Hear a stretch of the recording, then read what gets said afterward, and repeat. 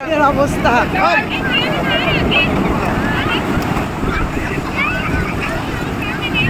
দাদু আর নাতি স্নান করছে, দেখো নাতিকে তোলা মুশকিল হয়ে যাবে। এই যে তিনজনে নামি, আমার হাজব্যান্ড সামনে।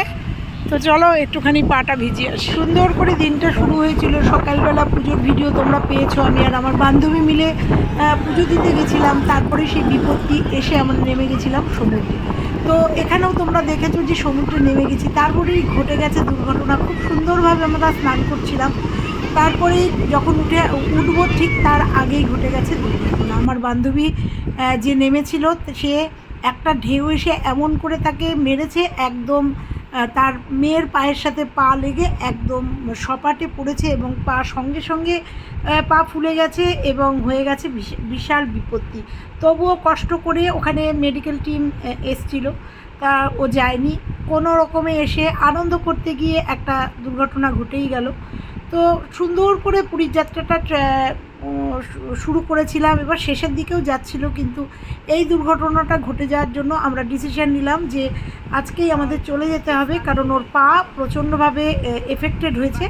তারপরে ওকে নিয়ে রুমে চলে আসলাম। তারপরে সন্ধেবেলায় মেয়ে জামাইকে নিয়ে একটুখানি গেছিলাম পতাকা উত্তোলনে, মানে ধ্বজা, পুরীর মন্দিরের ধ্বজা। ও হোটেলেই ছিল, তবু যেতে হলো, কারণ আজকে রাত্রিবেলায় আমরা বেরিয়ে যাব।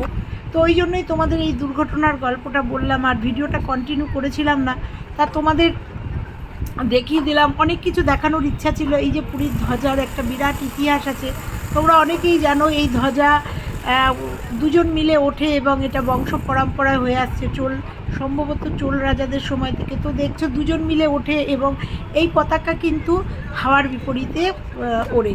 তো যাই হোক, এই পতাকা উত্তোলন এবং পতাকা নিচে নামানোর পরেও পতাকা বিক্রি হয়, সেখানেও দাম করলাম, 5,000 টাকা দাম চাইলো। তবুও সেখান থেকে ছোট একটা পতাকা কিনলাম। তারপরে পুরীর মন্দিরের ভেতরে ঢুকেছি। যতক্ষণ দেখাতে পারলাম তোমাদের এই পতাকা উত্তোলন, এটা দেখাও মানে একটা বিরাট ভাগ্যের ব্যাপার। যার জন্য এই পুরী দর্শন, এই যে পতাকাটা উত্তোলনের মধ্যে দিয়ে যত দূর থেকে এই পতাকা দেখা যায়, তত যে দেখতে পায় সেটাই কিন্তু পুরীর যে ইটা মানে পূর্ণটা সে লাভ করে। আর এদিকে একজন পুরীর মাহাত্ম্য এই বলছেন, সেটাও লাইভ হচ্ছে। সেটা তোমাদের, যেহেতু তোমরা উড়িয়া ভাষা বুঝবে না জন্য এখানে ভয়েস ওভার দিয়ে দিলাম। তো এখানে পুরীর পুরো পতাকা উত্তোলন দেখলাম। উত্তোলন দেখে তারপরে আস্তে আস্তে ভেতরে ঢুকেছিলাম, গর্ভগৃহে ঢুকেছিলাম না। ঠাকুরের মুখ ঢাকা ছিল, চাটাই দিয়ে ঘেরা ছিল। তো সেখান থেকে কোনো রকমে পুজো দিয়ে বাড়িতে ফিরেছি।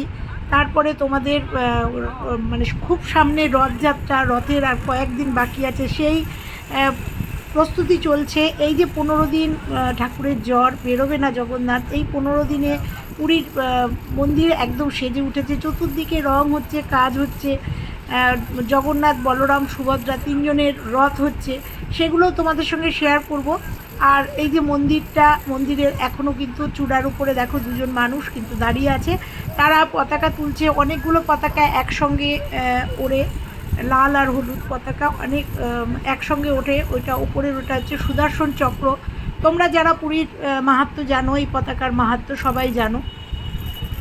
তো দেখো দুজন মানুষ উঠে গেছে, আর ওঠাটা এত মানে কি বলবো অসাধারণ, সেটা তোমাদের আজকে শেয়ার করতে পারলাম না। তো চলো এবার তোমাদের নিয়ে যাব রথে। তো আমি যখন মন্দিরে ঢুকছি তার আগেই রথ তৈরি হচ্ছে। সকালবেলাও একবার ঘুরে গেছি, ঘুরে গিয়ে তোমাদের রথে তখনও রং শুরু হয়েছিল না, বিকালে এসে দেখেছি রং শুরু হয়ে গেছে। এই মেন রাস্তার উপরেই রথগুলো তৈরি হচ্ছে, আর দেখো কত সুন্দর করে নকশা হচ্ছে। তো আমি জিজ্ঞাসা করলাম একজনকে যে এই রথগুলো 1 বছর তো থাকবে, এগুলো কি হবে, আর পুরনো রথটা কি হবে। তখন আমাকে জানালো যে পুরনো রথটা যে ভোগ হয়, জগন্নাথ দেবের ভোগ হয়, সেই ভোগের জ্বালানি হিসাবে ব্যবহৃত হয়। একটা নতুন জিনিস জানলাম, তোমাদের সঙ্গে শেয়ার করলাম। আর দেখো পুরো উদ্যমে 3টে রথের কাজ হচ্ছে, আর উল্টো দিকে কাঠের সমস্ত টেন্ট করেছে। এবার আমি ভেতরে ঢুকে যাব। এখানেই বাদসাধলো, এখানে মোবাইল জমা দিয়ে দিতে হলো।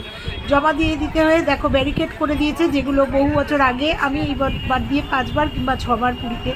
তো ব্যারিকেড দিয়ে দিয়েছে এখান থেকে, আর মোবাইল অ্যালাউ করলো না। মোবাইল জমা দিয়ে বেরিয়ে পড়লাম উদ্দেশ্যে, ঠাকুরের উদ্দেশ্যে। দর্শন করে ফিরে এসেছি। তখন সূর্য প্রায় চলে গেছে, অস্তাচলে যেতে চলেছে। এদিকে চিন্তা রয়েছে বাড়িতে গিয়ে ফিরতে হবে, সব গুছাতে হবে। বান্ধবীটা ওকে ব্যথার ওষুধ দিয়ে, স্প্রে দিয়ে, ব্যান্ডেজ করে তবেই এসছি, কারণ সকালবেলা মেয়ে দর্শন করেছিল না, তাই মেয়েকে নিয়ে, নাতিকে নিয়ে বিকালবেলা এই সন্ধেবেলায় এসছিলাম পুরীর এই মন্দিরের দর্শন করতে। সকালে একবার দর্শন করে পুজো টুজো দিয়ে গেছি, তোমরা সেই ভিডিও পেয়েছো। এটা সন্ধেবেলার পুরী। আর এদিকে দেখো রথ, তার জন্য পরিচয় হচ্ছে, এই রাস্তাগুলো সব রং হচ্ছে, এখান দিয়ে 3টে রথ ঢুকবে। এই যে মন্দির, আর এই যে দেখো রথ তৈরি হচ্ছে, এই 3টে রথ এই গেট দিয়ে ঢুকবে, সোজা এই গেট দিয়ে ঢুকে যাবে। জগন্নাথদেব, বলরাম, সুভদ্রা ঢুকবেন, ঢুকে এই রাস্তা দিয়ে জাস্ট বেরিয়ে যাবে। প্রচুর কাঠ এখানে জমা, এই কাঠে কেটে কেটে কাজ হচ্ছে, আর সারা রাত ধরে কাজ হচ্ছে। মাঝখান দিয়ে মেন রাস্তা, দুপাশে একপাশে কাজ হচ্ছে। তোমাদের আগের ভিডিওটা আমি পুরো কাঠের ওই পুরো যেখানে কাজ হচ্ছে সেটা তোমাদের তুলে দিয়েছি, যারা দেখোনি তারা একবার দেখে নিও। তো এখানে আমরা হাঁটতে হাঁটতে যাচ্ছি, রথের দিন তো আর আসতে পারবো না, তাই একটু রথ 3টে একবার আমরা দর্শন করলাম, দেখলাম, মেয়েকে দেখালাম।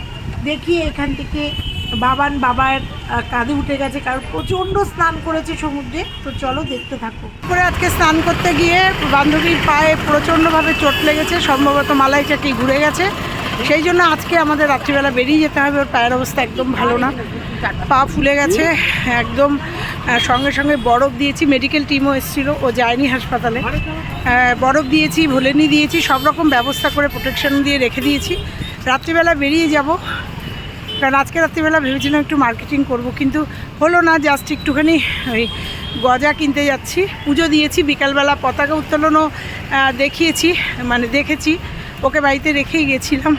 তো খুব তাড়াতাড়ি বেরিয়ে যাব রাত্রি 10টায়। কালকে যেখানে আমাদের 9টায় বেরোনোর কথা ছিল, কিন্তু আজকে রাত্রি 10টায় বেরিয়ে যাব। আমি বেরিয়েছি, একটু একাই বেরিয়েছি, সব গুছিয়ে নিয়ে একটুখানি বেরিয়েছি।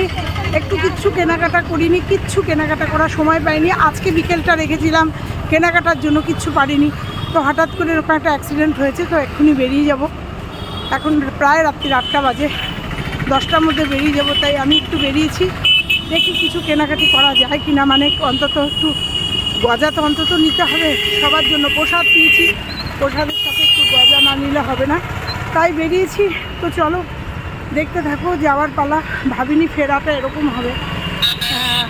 ভালো রকম পায়ে লেগেছে, মানে মেয়ের সাথে পায়ে জড়িয়ে সমুদ্রের ঢেউ এসে একদম উল্টে ফেলে দিয়েছি। তারপরেই তো চলো দেখা যাক শেষটুকু তোমাদের সাথে কীভাবে কন্টিনিউ করি। তো চলো দেখতে থাকো। মন খারাপ হয়ে গেছে, দেখো মন খারাপ হয়ে গেছে বাবানের। বাবান যাবি না? যাবে না, হাত গুটিয়ে বসে আছে। আমরা বাড়ির থেকে বেরিয়ে যাবো, এই যে আমার দেখো। বাবান যাবা না? আসো না, বেরিয়ে যাচ্ছি। দেখো ওই যে বলেছিলাম বান্ধবীর সত্যি পাটার অবস্থা খুব খারাপ, ওই জন্য এখন 9:30 বাজেনি, 9:20 রাত্রির বেরিয়ে গেলাম। কালকে সকালে বেরোনোর কথা ছিল, কিন্তু যেহেতু ওর খুব শরীর খারাপ, তোমাদের বললাম একটু আগে, ওই জন্য বেরিয়ে যাচ্ছি। তো ব্লগটা এখানেই শেষ করব। রাস্তায় আর হয়তো ভিডিও অন করবো না, বিধ্বস্ত আমরা সবাই, মন মানসিকতা ভালো নেই। এসেছিলাম খুব আনন্দ করতে করতে, কিন্তু ওর পাটা এরকমভাবে লেগে গেল, বুঝতে পারিনি। তো দেখা যাক, বাড়িতে গিয়ে ডাক্তার দেখাবো। তো চলো এই পর্যন্তই রাখি, আর যদি অন করি তারপরে তো তোমরা দেখতেই পাবে। তো চলো, সবাই ভালো থেকো, সুস্থ থেকো। ভিডিওটা শেষ করতে করতে তোমাদের একটা আপডেট দিই। বাড়ির থেকেই আপডেটটা দিচ্ছি। মন্দিরটা দেখাতে পুরীর মন্দিরটা দেখাতে বাড়িতে এসে ওকে ডাক্তার দেখিয়েছি, এক্সরে করিয়েছি, না ওর পায়ে ভেঙেও যায়নি, কোনো চিরও লাগেনি। এটা একটা রক্ষা, জগন্নাথদেব রক্ষা করেছে। সমুদ্রের জলের একটা চাপ লেগেছে, তোমাদের আপডেটটা দিলাম ওই জন্যই। ও ভালো আছে, পায়ে শুধু একটু রেস্ট নিতে হবে, একটু জলের চাপে পায়ে একটা চোট পেয়েছে, ডাক্তার দেখানো হয়েছে। ও এখন ভালো আছে, একদম সুস্থ আছে, শুধু একটু রেস্টে থাকতে হবে। তাই ভিডিওটা শেষ করতে করতে ভাবলাম তোমাদের একটা আপডেট দেওয়ার দরকার, তাই বাড়িতে এসে এই আপডেটটা দিলাম খুব তাড়াতাড়ি। ওই জন্য খুব তাড়াতাড়ি চলে এসেছিলাম, যে বেড়ানো তো আছেই, কিন্তু এর থেকে মারাত্মক কিছু হলে, কারণ পায়ে ওর খুব পেন হচ্ছিল, পেন ক্লিয়ার খাইয়ে বাড়িতে পৌঁছে গেছি, তারপরে ডাক্তার দেখিয়ে। তো চলো আজকে শেষের দিকে তোমাদের খুব অল্প সময়ে পুরীতে গেছিলাম, তার মধ্যেও একটা অ্যাক্সিডেন্টের জন্য আরও অল্প সময় হয়ে গেল। তো আমার এই পুরীর ট্রিপটা তোমাদের কেমন লাগলো অবশ্যই জানিও।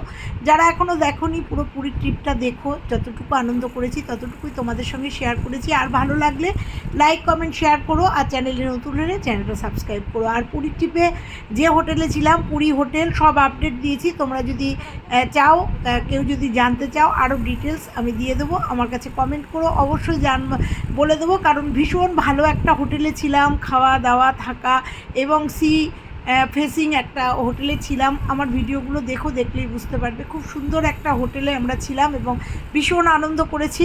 লাস্টের দিকে একটা বিপত্তি ঘটে গেছে। তো চলো, ওই জন্যই তোমাদের যেতে যেতে আজকে এইটুকু আপডেট তোমাদের শুধু দিয়ে দিলাম। তো সবাই ভালো থেকো, সুস্থ থেকো, আর জয় জগন্নাথ। পুরী সবটাই পয়সার খেলা এখন হয়ে গেছে, অনেকটাই বিজনেসের জায়গা। সবার শেষে বলতে বাধ্য হলাম, কারণ যেখানেই গেছি সেখানেই পয়সা দিয়ে দর্শন করতে হয়েছে। সে প্রত্যেকটা স্টেপে স্টেপে এমনিও যাওয়া যায়, কিন্তু খুব চটজলদি যেতে গেলে পয়সার, গর্ভগৃহ ঢুকেছি পয়সা দিয়ে, মানে একটা দক্ষিণা দিয়ে। প্রত্যেকটা মুহূর্তেই প্রত্যেকটা স্টেপেই পয়সার খেলা। এখন তীর্থক্ষেত্র পয়সার একটা আখড়া হয়ে গেছে। তো যাই হোক, সর্বোপরি সব থেকে শেষ কথা হচ্ছে গৃহে গেছি, জগন্নাথ দেবের একদম কাছাকাছিতে পৌঁছেছি। দর্শন করতে পারিনি, ঢাকা ছিল, কিন্তু আলারনাথকে দর্শন করেছি। আলারনাথের ভিডিওগুলো দেখো। আলারনাথে গেছিলেন জগন্নাথ পায়েস খেতে, তার জ্বর হয়েছিল, মুখের স্বাদ মেটাতে, সেই ভিডিওগুলোও আছে, তোমরা দেখো। তো চলো আজকে পর্যন্ত, সবাই ভালো থেকো, সুস্থ থেকো, জয় জগন্নাথ।